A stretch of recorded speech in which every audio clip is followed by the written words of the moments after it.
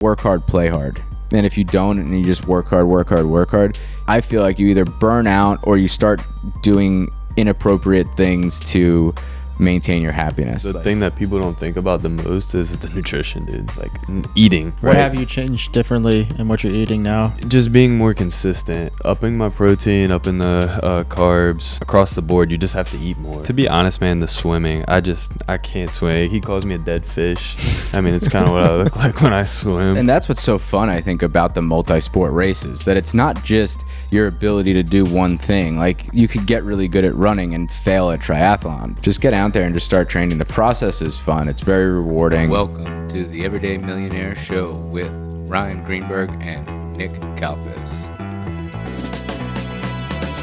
All right, guys, welcome back to another episode of the Everyday Millionaire Show. We're here with Nick, Chase, and I. Nick, you've seen Chase on the show. We've also seen Chase behind the camera recently. What's going on, boys? What up? What's going on? We were here doing other people's podcasts, and I wanted to start just kind of talking about stuff like that we're doing in our lives, because I feel like we're always talking about business and making money and buying houses and whatever else. But since Chase and I have been training and doing a couple of triathlons, well, I've been doing a couple of Chase's training for one. I've been posting just like random workouts online, and I feel like people have been responding and people have been like looking and interested to hear about what we have going on. Chase is making a little docu-series about his training process, so I figured we'll talk about lifestyle stuff today. What do you think about that? I like it. So Nick, I know you're obviously a savage business guy too, but like, what do you do for fun? What do you do for fun right now? So right now with the new house, last weekend we had the Beer Olympics. That was a good time for people to get together, have some fun, have games set up. This upcoming weekend, we're having a 4th of July party at our house as well. Like to get down to the ocean, spend some time at the condo, spend some time with the family. Yeah, you do have a great house for throwing parties, dude. Like, it's almost almost a dangerously nice house for parties, because I feel like I would just be throwing parties all the time. You got the dock, the water. It's a great spot. So that's been taking up a bunch of your time. Are you doing anything to your house right now, or are you just Not right now. I'm going to I actually called the county to see what the restrictions are about putting an in-ground pool there. Because I talked to a lot of people. They were telling me there's like 100 feet that it has to be away from the water line. And when I called the county, they said I'm in like a critical area to where it can be within 25. It can be 25 feet away, not 100 feet. So that kind of gives me more flexibility. However, they said anything that's within the 100 feet, but still outside the 25 feet, can't be more than 1,000 square feet of whatever it is that you want to put there. So, and there are variances and stuff that you can apply for too if they say no, right? I would imagine. I'm not super familiar with all of that. You probably know a little bit more about. Yeah, because I know like when we do like well and septic stuff, you can always apply for like a variance, stuff like that. And then I learned that the biggest thing was it's not that it's just super close. It's, I guess, they're worried about pollution from being that close to the water, like plastic cups flying in the water and any type of like trash or debris. Yeah. So that makes more sense to me, because my opinion was like, if it's your property, why can't you just get it as close as you want? But that was kind of like the reasoning that the guy explained to me. So it's more like an environmental thing. Gotcha. Well, that's a good problem to have. Just trying to figure out where to put the pool in your waterfront house. It's like, God damn, this week is tough. I got to really get out there with the tape measure and figure it out. Well, that's sick, dude. Congrats on the new house too. It was awesome. The one party that I came to. Now I just feel like you're just hosting parties. I was just thinking, I was like, the one time I was there was another party you hosted. The house. Yeah, that was party. the housewarming. Hopefully you guys show up for the 4th of July party. That'll be fun. We'll have some fireworks. Yeah, I'll work on that with the wifey. She's been away for this week, so we'll see. But Chase, what's going on with you, man? Besides me dragging you around all over the place. I feel like all I do is work, train, and sleep. Like, that's it right now. No, when I get a chance, man, trying to hang out with the wife, the dogs, getting out to the beach. My dog is Black Lab, dude. She loves water, so we get out there, throw her the ball. She'll do it for hours. And then again, training, man, just been doing it. So as much as I can. What's the hardest thing so far now that you started training for the triathlons? All of it? Nah. To be honest, man, the swimming. I can't swim. He calls me a dead fish. I mean, it's kind of what I look like when I swim. It's not that I can't swim. I'm a really good swimmer. I could probably float for like a couple hours, Swimming in a pool and like going swimming with your friends is way different than like distance swimming. Yeah. It's a totally different beast, and it's something that takes, like, I'm still not good at it. But it takes, so I don't want to sit here and talk like I'm fucking Michael Phelps or something, but it does take like a very strict technique, especially when you're open water, because like you got waves and current and wind. Every time you come up to breathe, if So you the gotta, waves like, are coming, adjust yeah, your because technique as you know, go. if you're swimming in one direction and the waves are coming at you, you can't breathe to this side because so you got to be, both sides you would have to be able to breathe from, and making sure that the current doesn't take you somewhere where you're not supposed to go. You got to swim straight because it's very easy to swim in a zigzag pattern. And when you're in a race, obviously you want to be straight lines. But yeah, the swimming is always I feel like it's going to be the hardest thing for most people unless you are a swimmer, because it is tough. It's fucking tough. That, and I would say the thing that people don't think about the most is the nutrition, dude. Like eating.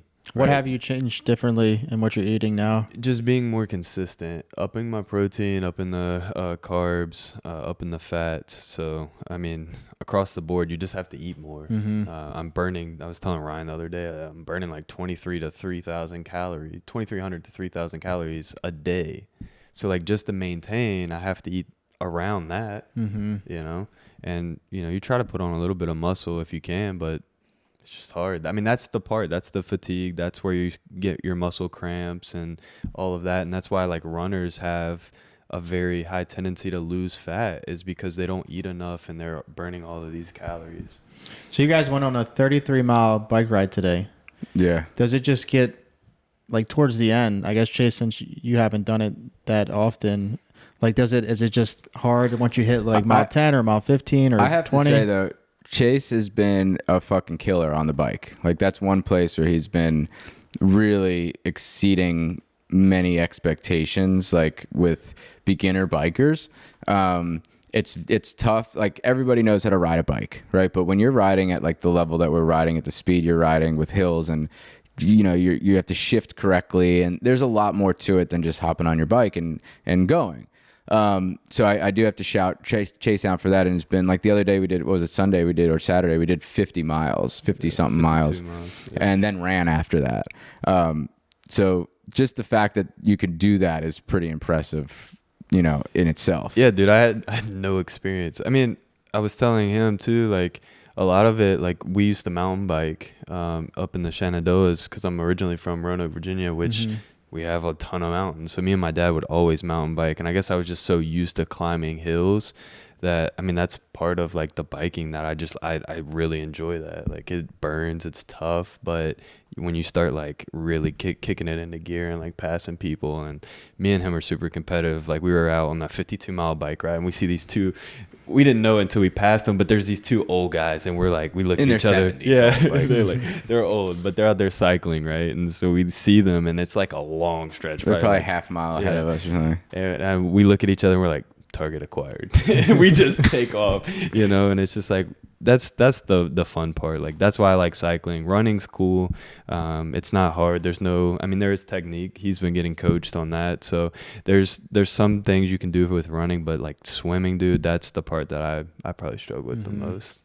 It's funny though, the running aspect of it, where most people think like, oh, just go run, right? Where like I was an athlete my whole life, I can go run, but I hired a coach recently and he's breaking down my mechanics of running, and like my mechanics were terrible.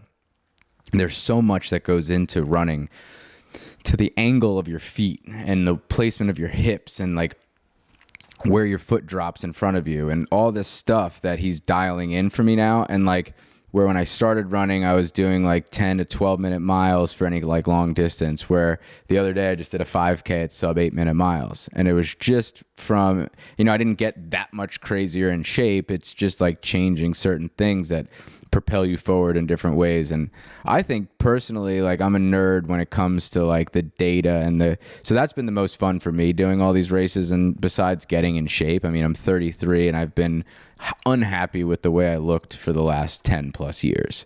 So I built my businesses, we've made some money, I have some freedom now, and now I'm like really having a great time. Like, Chase and I are working out every day, and it helps when you have other people doing it. So we're in the group chat. Maybe one day you'll be in this group chat, Nick, with us doing these races. But every morning we're, in the group chat, sending our workouts to each other, talking shit, making fun, making jokes and stuff like that. And it's cool. The fun, it's culture, the culture is fun, and it's good. It's a good thing, it's a good thing to do.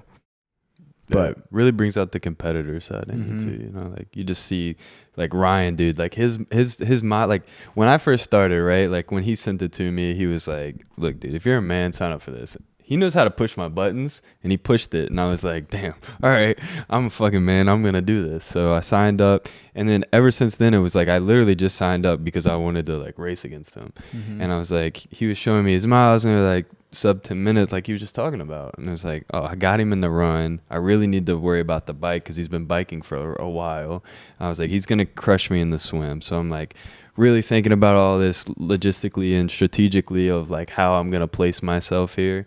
And now he's getting better in the run, and I'm like starting to get nervous. Which, again, like there's a lot more that go into like the triathlons than just like the actual sport. Like you got transitions. That's what I was telling him. I was like, bro, I can't fumble the bag during the transition because if I do, like I'm not going to be able to make that time back up. So, and that's what's so fun, I think, about the multi-sport races, that it's not just your ability to do one thing. Like you could get really good at running and fail at triathlon because you first have to swim, conserve the right muscles. That's the other thing with running that I learned recently. When you're running and what I was doing wrong was I was running straight up and down and my feet were going up and down and my body was like moving forward, but my feet were going up and down. Where you're using your quads to go up and down, where that's the same muscle that you're using when you're biking. So when you get into this different stance, my coach calls it like the cheetah stance, and what you're really supposed to be using is your glutes and your calves when you're running, and not your quads, basically at all. So if you're somebody that is running with the wrong mechanics and you just got off of a long bike in the middle of your race, and then you're using those same muscles for your run, you're going to fail. And that piece of it, it's like nothing, I would never think of that, as just a consumer, as just somebody watching these triathletes work. And that to me has been really fun, just like learning the process, like down to the shoelaces, dude. Like my race shoes now have like pull laces, like for children that don't know how to tie their shoes, because it's the fastest thing to get on your feet during a transition period. And that's transition's the only time where you're not working for time. You're not like really physically exhausting yourself to make up time. So like the first race that we did, the guy Mike like lost his bike in the transition. Like they're all labeled and numbered and he couldn't find it. So he ran down one aisle, couldn't find it. So like all that stuff goes into it. He lost like a minute and a half. And on a race that's 2 hours, like a minute and a half when you're competing with people that are kind of close to you is a long time.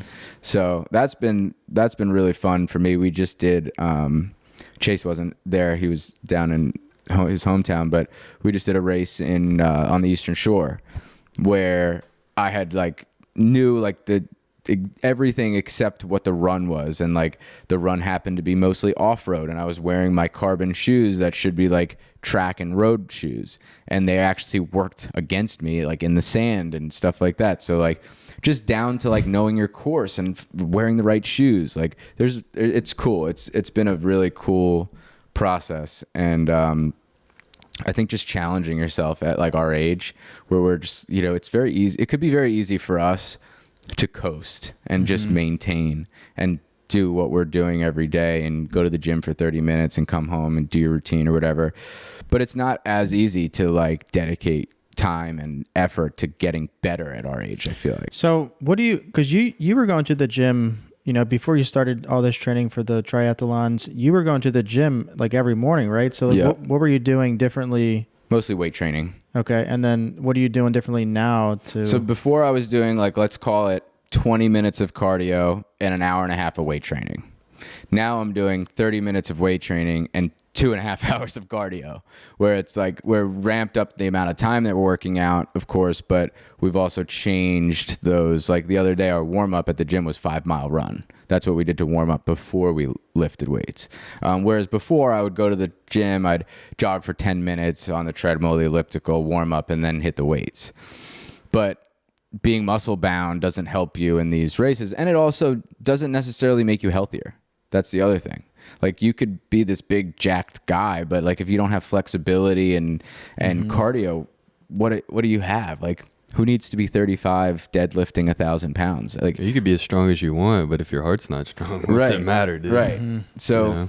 and honestly, Nick, the big thing for me was like I wasn't happy with the way I looked. Like I look at myself now and I'm like, I can't imagine being 40 fucking pounds more, which I was. I was 40 pounds more than I am right now. Whereas like, even if you just pick up 40 pounds of weights and carry it around, like, I'm like, God damn, I was carrying this every day, all day. And the second I started seeing these results and losing the weight and feeling good about myself and like looking in the mirror and being fucking happy, that's like an addicting thing. That's like crack, dude. Like you see that and you're like, damn, I'm not a fat fuck anymore. Like for 10 years, I looked at myself and I was like, one day I'll fucking do it right. I'll start running more. And I was even biking, but I wasn't biking enough and I was eating bad. And now, like Chase said, nutrition is like number one thing. Like if you aren't eating right, tomorrow we might have a 50-mile bike and a 10-mile run, or like you can't keep up with the training if you don't eat properly. And that doesn't mean like just eating the right amount of calories. It means eating the right stuff, like the right amount of protein, the right amount of fat, the right amount of carbs. So all that whole process, man, has been super fun. And it's like almost perfect timing, because I know you mentioned that you and Paige wanted to start talking about having a kid, and like what better time to do it than the time that you're. That's what because I felt like great that shape. In my head, I was like, you know how you talk about the 5-year cycle, right? You also have this cycle of excuses, and I feel like that for me would have been the next excuse on why I didn't take it seriously and get in shape and get control of my body, was like, oh, well, I have kids now. I can't. And that's what you hear all the time, right? You hear a big excuse. I don't have time. I have kids. I'm like, okay, well, I do have time right now and I don't have kids. So now is the time I got to fucking hit it hard as hell. Create those real structured routines where now it really, like, I don't know about you, but a 2-hour workout like doesn't really feel that crazy anymore. Like in the beginning. Well, that's exactly what I was about to say. Like the progression, like we talked about earlier, I'm filming this, like my journey throughout this whole thing, because I started from kind of zero. That was my baseline. So like if you would have hit me up and been like, yo, let's go run a 5K, I would have been like, dude, fuck off. Like, what are you talking about? No way I'm running a 5K. But now I'm just like, he's like, yo, you want to run a 5K? I'm like, sure, whatever. Like, is that our warm up or what? Yeah. You know, like it just becomes intentionally, like it's the same thing in business, right? Like you do one job and it seems super crazy. And then after you do it 10, 20, 30 times, it's just like, that's natural. Like that's second nature. So. And for me too, it's always having something in the books to work towards. I think it was like, it's easy to set those goals in business, right? Or in school, because you have grades. Like, but when you're just in life, just in regular life, there's no benchmarks after a while. There's no like, oh, I got to graduate from here and then I'm going to go do this. There's no more benchmarks for us. Right. Unless you're like benchmarking your business or how much money you have or whatever. There's no regular life benchmarks once you don't really have a job and you have your business, but like there's nothing else, right? Like most people at our age aren't competing anymore. They're not in baseball or football or whatever. There isn't that piece. So I was missing that competitive piece where like when I was playing sports, like the shit talking was fun, man. Like you'd get out there on the field or on the ice for me, and like that feeling of like competing and the adversity and whatever, that was like a great feeling. And then that goes away. Like there's no more of that. And especially with us, like we're in an isolated place in our life. Like we all own our own like businesses where Chase and I work together and own one together, and we have partners and stuff like that. But you're just with that same small group of people. It's not like you're working at a big corporation where you are competing with other salespeople or anything like that. It's just like it's you, yourself, and I kind of thing. So I think that's been really cool, benchmarking. And like, you know, we started doing these sprint races where they're like an hour and a half, 2-hour races. And then we're now signing up for Olympic distance ones. And in May, we're doing an Ironman one, which is like a 7-hour race where we're just like 7 hours of just you, yourself, and I, like battling demons through a 1.4 mile swim, then a 56-mile bike, and then a half marathon, all in the same day. Like that, in my head, I'm like, how the fuck am I going to do that? And it's all like based on this training. I got to get to that next day of training. And it's been incredible. It's been fun. It's so funny. He talks about this, the half Ironman that we're doing. And like my focus at first was the Olympic triathlon. Like that was the only thing I thought about. But now that like we've already progressed and kind of moved on to like, okay, this is our next target. Now this Olympic triathlon almost just seems like a warm up, you know? So like this is just and we like haven't even a stepping done stone. That's the craziest part about how like, and I think like entrepreneurial people and competitive people like us, that's just naturally going to happen. But like, we haven't even done an Olympic distance, which is like half of the half Ironman. Right. So like we've only done the short ones, and in my head, I'm like, I'm already training for that big one. And in 2 weeks from now, I have an Olympic distance off-road race. And it's not Olympic distance, but it's the same time frame because it's off-road mountain biking and trail running. And like, once I do that one, now I'm like, what's the next crazy thing that's going to come to my head? Once I like know I can do that, now it's like the world is, you know, the options are endless. So we'll get you, Nick. I'll get you in there. We'll get you addicted to it. So what's the farthest you've swam so far then in A mile. 1 mile? Yeah. About a mile. Is that the time we did it? No. So I actually, that was like 3/4 of a mile. We did one, I guess it was just me and Ben actually. But yeah, we're within reason. Like we're pretty close. Like, So you've pretty much done everything in Ironman separately, like the bike ride you've done 50 some miles before, right? yeah. The bike. But then what about the run? Have you ever ran a half marathon distance? Nope. So you think that would be the hardest? 7 miles has been the longest that I've run. It was a 7-mile trail run. So that was really tough. And then I did a 10K, which is like 6.2 on the road. The run after the bike is really hard. Like that's a big part of training is called brick runs, where you're basically kill yourself on the bike and then get on your shoes and start running right away. Because that transition, that wobbly kind of feeling that you just feel like you should, like you get off a boat for a while. Cause that's the first transition. First you're swimming and you feel like you get out and you get on your bike and you feel like you're still waving in the water. But that transition's not as bad.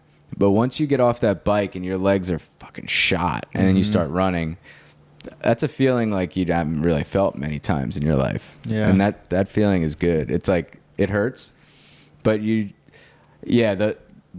talk about like the distance and never doing those distances before, there's strategies that I'm learning through my coach and research on how to increase the distance. And it's actually, and Robert Kraus, who's another person we were talking about on the last podcast, is an ultra marathon runner and does like 60+ mile races. But how you train for those is actually running slower. So you run and do what they call zone 2 workouts, where you're just like very, very slow. You keep your heart rate under usually like 140, 150, and just increasing the distance doing that. And then at the same time, kind of parallel, working on speed work. So like separately, not during your long, slow runs, you're working on explosive mechanics and sprints and stuff like that, because the idea is that you run faster, it takes you less time.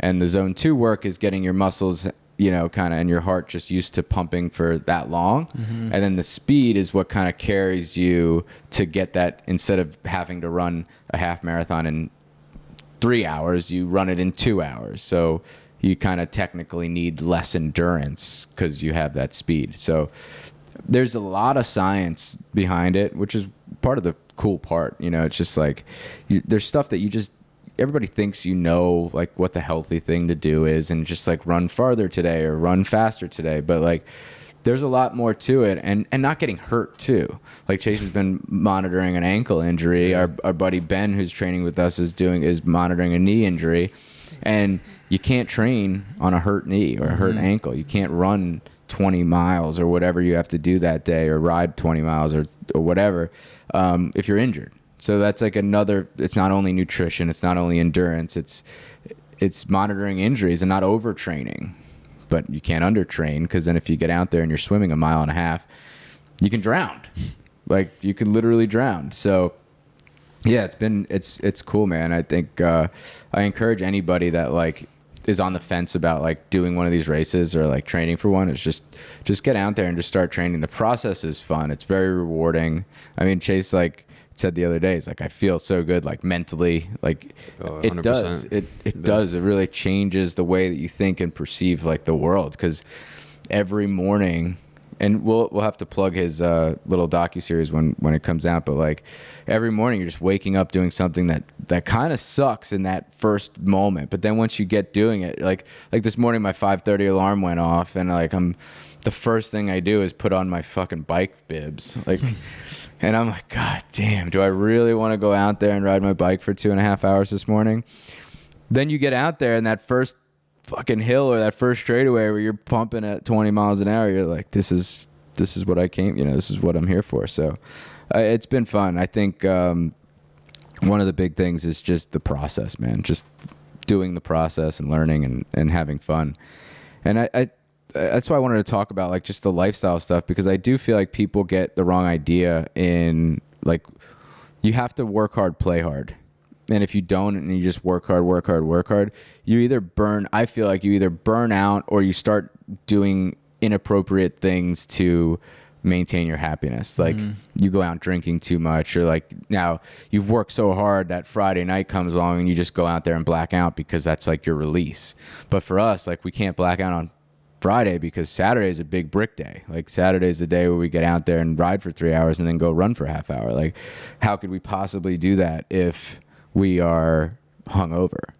So, and that's the other thing too, man. I stopped drinking. Like all these things are around the race that we're doing, or like the training that we're doing. And it's just been changed my life. It's cool.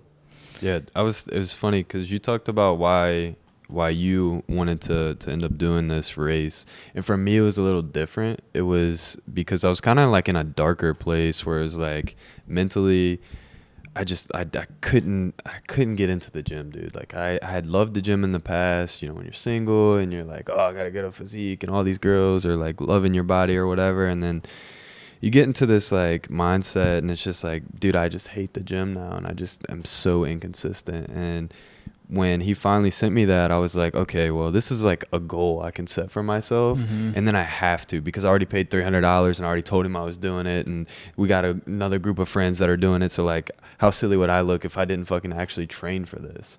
And so now I'm like training for it. And I was talking to my wife the other day, and I was like, it almost reminds me of like basic training, how you just said, like, the first bit, when you get there, it sucks. Like, you do not want to be there at all whatsoever. And you pull up on the bus, and all the MTIs are yelling at you, and you're like, fuck, what did I do? Like, why did I sign up for this? And then you get in the motions, and you're like, oh, this isn't so bad, actually. Like, and then you look back on it, and you're like, I missed that. That's the best thing. That was the best, one of the best decisions I ever made, And so, like, I kind of feel like I'm starting to see that in, this. So it's mentally and physically, I feel the best I've ever been. Decisions, like I used to be pretty indecisive about things. I'm becoming more decisive, and it's just like I'm waking up like becoming mentally stronger, I think, too. Like saying like I'm going to do something and then like go and doing it. You know what I mean? So it has been life-changing for sure. I also feel like, they had that book, or that military guy about making your bed, right? It's like, you ever heard that? Like you wake up and you make your bed, like that's the thing that you've accomplished. Like you've accomplished that thing every day, no matter what. For us, like every single day, I feel like I am, and I joke with people, like, I would say like, oh, I'm better than you kind of thing. But like, I love the fact that I wake up every day and I do something that is harder than most people are willing to do when they wake up. And in my head, that's what has made me so successful, that I've always been willing to do that extra thing, whether it's waking up before I was a school teacher and would wake up before school to look at deals or to show up at a project before school started. So the guys were set up to work that day so I can come to the, like those things that people aren't willing to do is typically what leads to success, whether it's physically, business, whatever. And just doing hard shit. Like I love David Goggins, it's like that guy's just a savage. And I sometimes when Chase and I think we were coming in from like finishing, we probably had like 2 or 3 miles left on our 50-mile bike. And he's like, are you going to want to run after this? I'm like, fuck yeah, hell yeah, we're going to run after this. What do you mean? Like, that's what we said we were going to do. And then I think he said something, and I was like, what would David Goggins do, dude? Do you think he would question running right now? Of course we're going to run, dude. Are your legs broken? Like, in my head, like, I didn't want to run, dude. I didn't want to run. Like, that sounded terrible. We just biked for 3.5 hours, but, like, we did it. And I think just the accountability of, like, I love talking about it online, too, or, like, hitting up my friends, like, Paige and I went on our anniversary trip, and I texted a couple people saying, we're doing a 10K today. Like, we're running 6.2 miles today. And I got like 3 miles in, and I did not want to keep running. It was hot as shit. It was on the Eastern Shore. It was like 100 degrees. And in my head, Paige was like, do you want to stop? And I'm like, we can't stop. I told everybody that I was going to do it. So like my workouts get posted on Strava. I can't not run a 10K. Mm-hmm. I just told everybody I'm going to run a 10K. So I think putting it out there in the world, for me anyway, and like, everybody has their own motivation. But for me, it's like, if I'm going to say I'm going to do this, that's why I keep talking about this half Ironman thing. I'm going to do it, because if I don't do it, now I look like a liar. Mm-hmm. I look silly, and I think the good part about having a podcast in general or being on the internet, we are putting a lot of stuff out there. You talk about your first deal, and you literally told the guy that lent you money on the first deal that you never even had $30,000 before. And like all that stuff is like, you're vulnerable, but like it's truthful. And when you say things and you set them online and you don't do them, you're a liar then. Yeah. And for us, Nick, you and I have probably a couple 100 hours of us talking online. So if somebody wanted to catch me in a lie, like that would be the place to start, mm-hmm. And I don't want to be caught in a lie. So if I put it out there, we talked about, remember, we did an episode and it was like upstairs in my like living room. And that was like right when I got on the Gary Brecka train and started like trying to take control of my health and all that stuff. And I was just telling the camera like goals, like I'm going to do this, I'm going to do this, I'm going to do this. And every single thing I have followed through with, because in the back of my head, if I just stayed fat, this camera was looking at a fat guy still 7 months later, then I would be a fucking idiot and a liar. And that's the last thing I want to do. So it's been cool. So Nick, do you have any other kind of plans, like lifestyle goals, plans in your future coming up? I like taking the jet ski out. Now that I'm on the water there, I can pretty much take it out whenever I'm home. I can just jump on it, bring it back in. I see you got a little jet ski gang up there too. You got a couple of friends with skis too? Yeah, so I have one buddy who has a close friend of mine who has a jet ski, and then there's this place that everyone else just rented jet skis that day that we went out. So it's just fun to get out there on the water. It's always nice. If you're on the jet ski, you're just cruising, just having the time of your life. They're blessed. Yeah. I don't think that'll ever get old. It reminds me of, you ever seen Eastbound and Down? No. Oh God, it's such a funny show. Kenny Powers. It's not going to make sense if you guys don't know it, so I won't talk about it. But for anybody listening, the Kenny Powers on a jet ski, it's the funniest thing ever. Now I'm going to have to send you guys clips later, so I don't seem silly. That's fair. But are you traveling? Are you going to Cabo with us? I don't know if he's I'm been gonna undecided. Make it. So we're planning a Disney trip at the end of October, which is going to be the same time that you guys are going to be heading there. It's funny. I usually we have like a solid group of people, but there's a couple of people that had like other things to do. So there's like 4 of us now, and I got this like insane house in Cabo that fits like 12 people. It's like 4 of us. It was pretty expensive, but it'll be a good trip with or without you, Nick. I hope you. It's November 1st, though, right? Yeah, it's like 1st to the 5th of November, I think. I think it's gonna be cold in Disney. Well, it won't be too bad. It's Florida, I guess. Yeah, Florida will be fine. It'd be good. But what you should really do is look up flights from Orlando to Cabo, baby. No, I may consider that because we're gonna leave probably the 1st Yeah. and come back home. So It's perfect. Yeah, so just fly right into Cabo. It's funny too. I planned that trip not really thinking of the following weekend we have our triathlon, his first race that weekend. So we'll be in Cabo, like our boys will be like drinking, and the two guys that we're going with are like single guys, they like to party. So Chase and I'll be waking up early to run and swim and bike, and they'll be like still probably coming in from the club the night before. who's going? Tyler and Eddie? Me, Eddie, Tyler, and Chase so far. But we should have fun. There'll probably be a couple more people that commit by the time we end up going. But I went to Cabo I guess it was this January that passed, and it was just Paige and I, and we did like a romantic getaway to Cabo kind of thing, and it was really, really nice. But there's definitely more to it than just like we did the resort thing and the nice dinners and stuff like that. But there's definitely more to it. There's like some adventure stuff to do. We're gonna do a offshore fishing trip and just stuff like that I wanted to see that I didn't get to kind of experience when you're there with your wife doing like a honeymoon type of trip. So that's it, man. I don't know if you guys have anything else to talk about, but I thought that was a good, I just wanted to talk about like what else we have going on besides just like trying to sell a bunch of houses. I feel like it's a cool thing for people to follow, and people have been commenting on a lot of the stuff that I've been posting positively about, like me posting my training, and I'm trying to not be the guy that like posts things just to seem like a dick, like I'm better than you kind of thing. But like people have like hit me up and like I'm getting motivated by all your training videos and all this stuff, and posting your workouts and stuff like that. So that's my kind of intention there, and just following the process. Love it. Yeah, dude, it's been fun.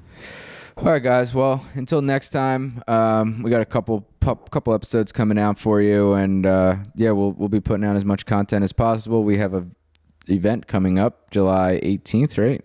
Thursday, July 18th, 6 to 9. 6 to 9 at CVP in Towson. Yeah. Anybody that's trying to sponsor, trying to come, the event is on Facebook and Eventbrite, the Everyday Millionaire Show Investor Meetup. So hit us up, and we look forward to seeing you guys there. All right, until next time.